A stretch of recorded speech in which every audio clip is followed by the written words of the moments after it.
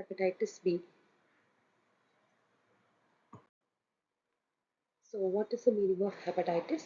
Generally, hepa means liver, itis means inflammation. So hepatitis is the inflammation of the liver. Hepatitis is inflammation of the liver tissues. So generally, whenever there is inflammation of the liver, which is generally called as hepatitis, so yellow coloration is developed on the skin and even the whites of the eye, which is usually called as jaundice. But the normal jaundice is not caused by virus. There are jaundice which is caused by viral origin and jaundice which is also caused by non-viral origin. So this has to be kept in mind. So here this hepatitis B virus, which is also called as HBV, it generally causes inflammation of the liver. Inflammation of the liver is also caused by other means, right? So HBV or hepatitis B virus. The other name for this hepatitis B virus is serum virus or infectious virus. So earlier this was being named as serum hepatitis or infectious hepatitis. Why? Because it is very contagious and it is generally transmitted through, it is a blood-borne infection. So HBV, hepatitis B virus, is going to infect the liver and to less extent even kidney and pancreas as well.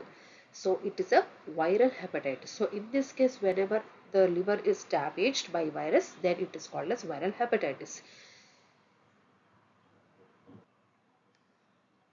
So this viral hepatitis, it can cause both acute and chronic infection. Hepatitis B virus can cause both acute and short-term and long-term infection. Now, to which family does this hepatitis B belongs to? It belongs to Hepatnaviridae family, and it has a double-stranded DNA virus. So the genome of this hepatitis B virus consists of double-stranded DNA. But one speciality of this genome is one of the strands is shorter than the other.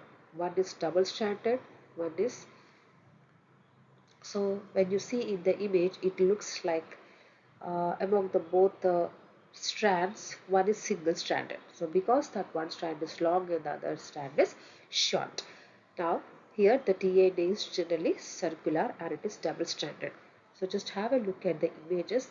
So this is a image representing how an infected, that is generally a liver which is infected with virus, inflammation of the liver tissue. So this is how it looks like, and this is a healthy liver, right? So you might have seen persons with jaundice. There will be yellowing of the skin completely becomes yellow, and even the white eye, it is going to become yellow. So these are the images which are representing jaundice, and this is an inflammation of the liver. Next, so have a look at the hepatitis B virus structure. So you can see that it is, so let us start with the DNA. So yes, this is a DNA, double-stranded DNA. One is shorter and the other is longer. You can see that the longer one is generally remained as a single-stranded. It has DNA polymerase. It has lipid bilayer membrane, a lipid bilayer membrane, and surface proteins. These surface proteins plays a very important role in the infection, and they are been again divided into three types. Large surface protein, which generally called as HBs antigen. HB is hepatitis B, S is surface, and AD stands for antigen. Then you can see this is a large surface protein, medium surface antigen or medium surface protein, and this is small surface protein, HBs antigen. And this also has a core antigen called as HBC antigen, which inside this core envelope is the double-stranded DNA found. And there is also another antigen called as HBE antigen. E stands for envelope. So this is the structure of the hepatitis B virus. Yes. So if you see, Hepatitis B virus, simply called as HBV, it is generally small or the smallest viruses. They have enveloped DNA and they measure to around 42 nanometer in diameter. Yes, it has an outer envelope and inner core, as we have seen previously in the image, which is going to the size of this is 27 nanometer. And in this core, you have seen that the DNA is enclosed, containing the DNA polymerase as well. Now, three types of morphological forms can be observed generally. They are circular or spherical forms, filamentous forms also called as Australian antigens, and spherical forms are Dane particles. So these are the three different forms generally, right? And then we also have an envelope which consists of at least three membrane spanning proteins. So these are nothing but here large hepatitis B surface. All these are nothing but surface antigen, which are been categorized into large, medium and small, which we have seen in the previous slide. Okay, so yes, they are going to exist in different forms. It can be filamentous form or spherical form. These are the different forms in which the virus can exist.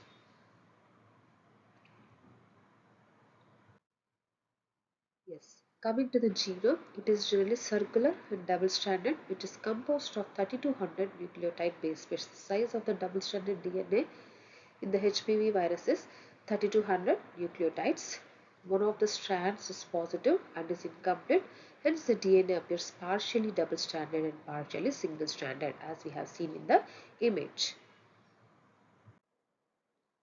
So after the penetration of the virus into the cytoplasm of the cell by endocytosis, so the nucleic acid of the virus is released by membrane fusion, then which is carried to the nucleus of the host by a protein called as chaperones. So chaperones are nothing but a kind of proteins which are helping in the transferring of this nucleic acid by a process called as membrane fusion. Now this partially double-stranded DNA is converted to covalently closed circular DNA.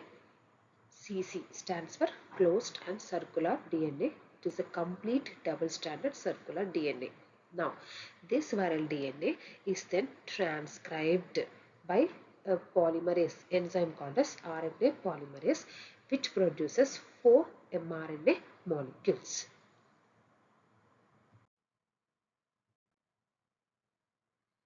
Now, the mRNA, this mRNA, whatever are produced, are transported to the cytoplasm for translation. And now, that is how proteins are produced, transcription and translation. That is, transcription is DNA to RNA, translation is RNA to protein synthesis. The surface proteins are localized in the endoplasmic reticulum or in the Golgi complex, from where the virus is going to bud, eventually budding out after completion of the replication.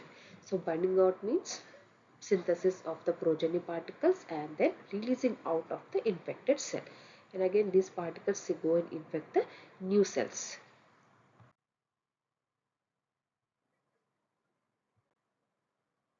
So this is an image which is representing the replication of hepatitis B virus. So that is how the entry of the virus occurs. Viral entry, then endocytosis is going to occur. So this is in the nucleus where the double-stranded DNA is been transported into this. Then here transcription and translation takes place. And then finally synthesis of the progeny particles and then exocytosis.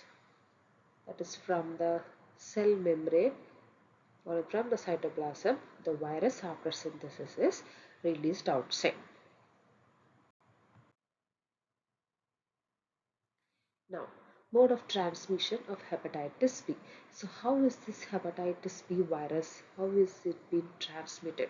So it is by exchange of body fluids like blood, serum, semen, breast milk and some instances even saliva also. So the concentration of this hepatitis B virus also varies in the body fluid. Generally, it is high. It is found very high in the serum, blood and wound exudates, whereas it is low and moderate in the these are the fluids which are mentioned here. So moderate, so these are the fluids which are mentioned, and very low you can see that these are the body fluids which is found the hepatitis B. Now next, coming to transmission of hepatitis B occurs, yes, by the following routes. What are the routes? First is infected mother to child. If a mother is infected with hepatitis B, it can be transferred or transmitted to the child as well. Then transmission of hepatitis B infected blood or blood products and through sexual contact. So these are the three modes of transmission of hepatitis or route of transmission of hepatitis B virus.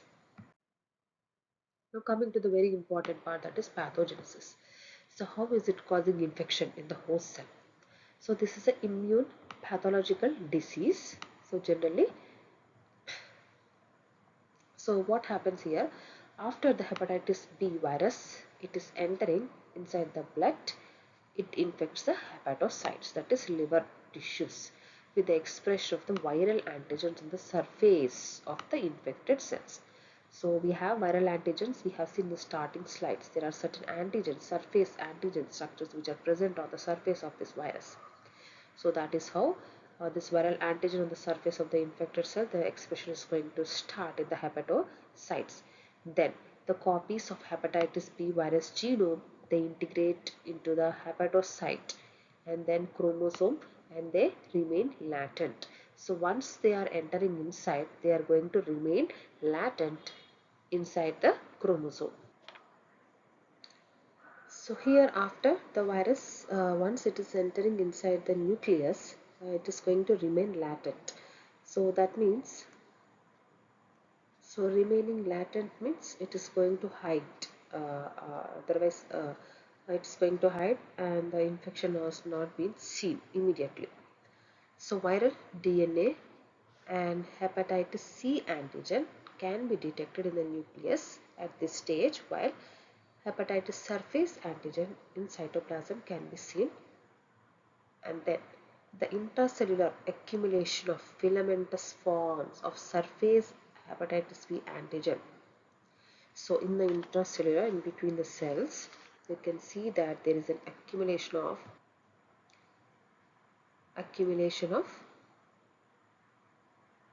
filamentous forms of this surface antigen, and this surface antigens of the hepatitis B virus are able to produce a ground glass appearance of the affected hepatocytes, which is one of the important characteristic feature of this hepatitis B virus. It is also going to induce tumor necrosis factor and other cytokines, including interferon gamma, which further compound the non-specific liver destruction. So this is about the immunity which is related to the hepatitis B virus. As the hepatitis B surface antigens become detectable, so there is also an increase in the viral titer. So what is that? It is actually 10 power 9 to 10 power 10 virions per ml.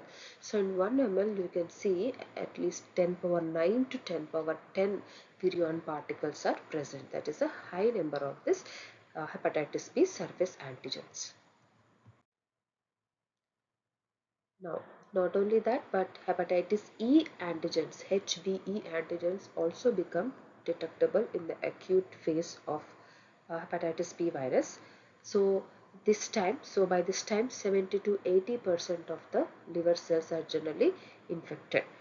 Now, what happens with the clearance of the virus? So as the viral load is going to decrease, so again this load of the surface antigens and HBE antigen levels are going to come down or disappear.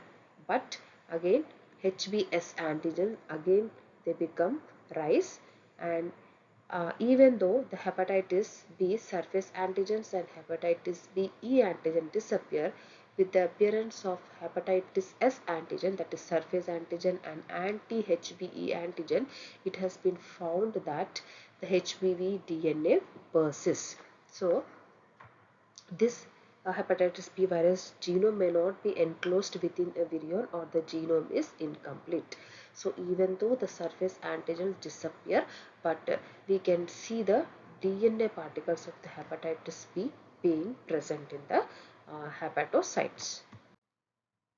Now, what is chronic infection? Coming to the chronic infection, so it is an important event in the pathogenesis.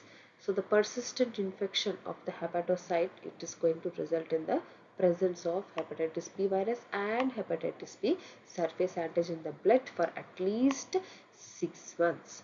So this is very crucial. That's why they name chronic infection. So whether an infected host cell is going to become chronic, that is carrier state, or will be free of infection depends on the cytotoxic T cell response, which are involved in directly killing the intracellular pathogens and eliminating the mutated or the cancerous cells. So generally in acute phase of hepatitis B, there will be anorexia, malaise and fatigue. So uh, the patient will not be able to eat, concentrate on eating, and there will be low energy levels and lack of concentration and all, weakness and all with there.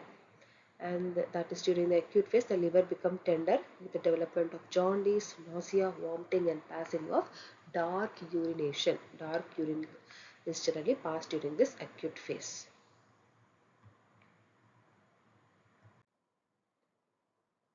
Glomerulonephritis and polyarthritis nodosa due to the deposition of circulating immune complexes. That means there will be difficulty in the that is inflammation and damage of the liver, as well as the filtering part of the kidneys or the glomerulus is generally uh, there is a defect, or there is a problem, that is inflammation and damage to the filtering part of the kidneys.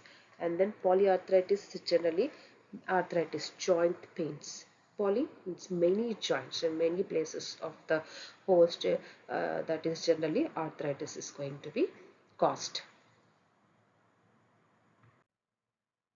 So this image, which is representing the symptoms of the hepatitis, have losing your appetite, then jaundice, fever, dark urine, pale poop, nausea and vomiting, pain in the right side of the abdomen, joint pain, hives, headache, weakness and fatigue. So coming to the lab diagnosis. So initial diagnosis of hepatitis B is made on the basis of clinical features, that is the symptoms and all. Then like serum, bilirubin and enzymes, transaminase and all, generally these are generally checked.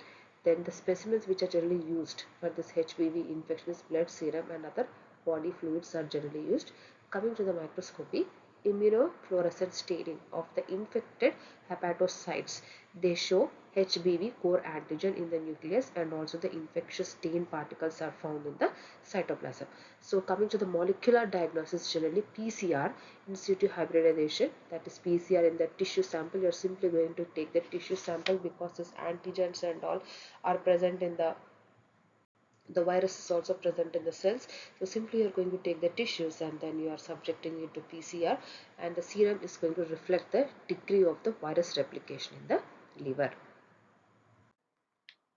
So what are transaminases? Generally these transaminases, so they are nothing but also called as aminotransferases or transaminases. These are a class of enzymes which are generally used for the transferring of the amino acid. So they are important in the synthesis of the amino acids. So that is how. So the elevation of this transaminase enzymes can also be detected. So then coming to the hepatitis B surface antigen is going to remain in the blood circulation throughout the acute phase of the disease. So in the acute phase of hepatitis B virus infection, surface antigens are going to remain in the blood. When this hepatitis B surface antigen is no longer detectable, its antibodies, that is anti-HBs antibodies, appear and is detectable for longer period. So if surface antigens are not detectable, antibody HBs antigens can be detected. Now we can also detect IgM antibody and anti-B HBs indicates recent infection, while detection of IgG indicates the past infection. So an active infection, you will be able to see present or active infection IgM antibodies, past cured and past infections, you will be able to find IgG antibodies. So coming to the treatment and vaccines, so the patients can be treated, that is support and directed at allowing hepatocellular damage to resolve and repair itself. Then we also have recombinant interferon alpha and pegylated interferon alpha are currently used for this hepatitis B virus treatment. Now coming to the antiviral drugs, their analogs of nucleotide example is lamivudine. So lamivudine is a antiviral drug which is specified for this hepatitis B infection. Then orthotopic liver transplantation. So it is treatment for chronic hepatitis end stage liver damage. So because once the liver is completely damaged, the patient can go for uh, liver transplantation. And also there is a vaccine which is available since 1982 for this hepatitis B virus. The recombinant hepatitis B surface antigen, which is produced by recombinant DNA technology using yeast cell or mammalian cell line culture, is used as a first recombinant vaccine. So passive immunization using specific hepatitis B immunoglobulin has shows very protective, effective protection. So this is about the treatment and prophylaxis. So that is about hepatitis B virus.